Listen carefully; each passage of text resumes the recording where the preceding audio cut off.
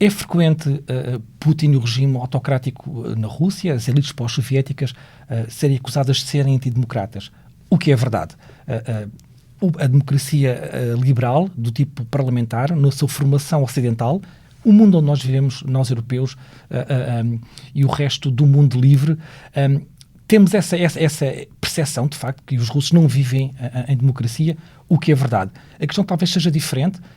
talvez seja nós podermos ganhar perspectiva sobre este debate, tentar perceber, no fundo, que tipo de regime político é que a Rússia tem. De facto, aquilo que a Rússia reivindica para si própria, os politólogos, os historiadores, as pessoas mais próximas do Kremlin, o que falam é de uma democracia de caráter soberano. Ou seja, não se tratam como uma democracia iliberal, não se referem a si próprios ao seu regime como uma autocracia, tratam-se a si próprios como uma democracia soberana. O que é que isto significa? Significa que é uma democracia que resulta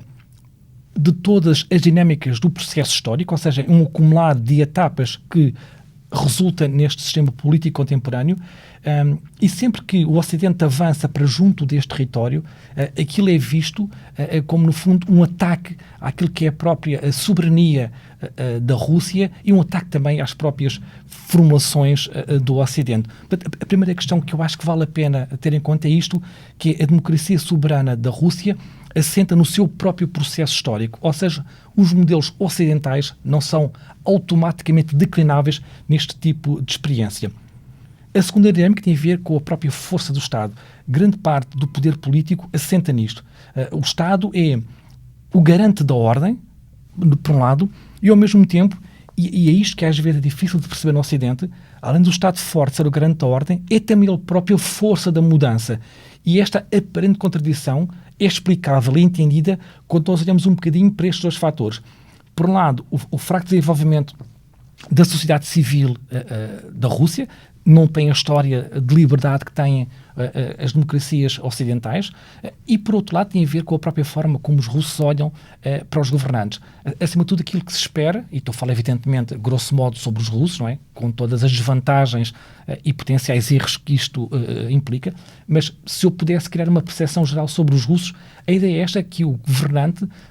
que o líder do governo, encarna, de facto, esta figura do czar, um bocadinho o herdeiro desta figura musculada que representa os valores, a tradição e a quem se entrega o destino da nação, e este sentimento paternalista do czarismo está aliado também à ideia da pátria e da mãe Rússia, e aliás é composta por três zonas geográficas bastante claras,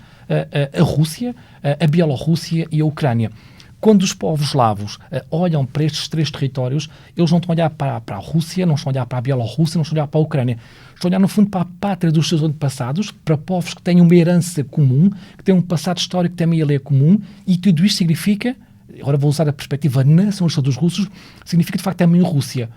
Se nós quisermos usar este modelo mental para o que é que representa para um destes russos o avanço da NATO, para junto das fronteiras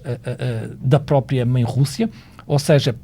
para a Geórgia, seja para a Ucrânia, o que isso representa para um russo que tem esta perspectiva nacionalista ou patriótica, se nós quisermos, é, no fundo, o Ocidente, a aliança militar que une o Ocidente e os seus valores e a sua própria história e a sua própria cultura, a avançar não apenas para a fronteira da Rússia, mas para dentro do coração da mãe Rússia. Se nós percebemos isto, esta ligação do Estado como um Estado czarista, paternalista, e a Rússia como aquele território de afetos, de passado, perceber-se-á mais facilmente o que é que representa ter a NATO dentro do coração da mãe Rússia.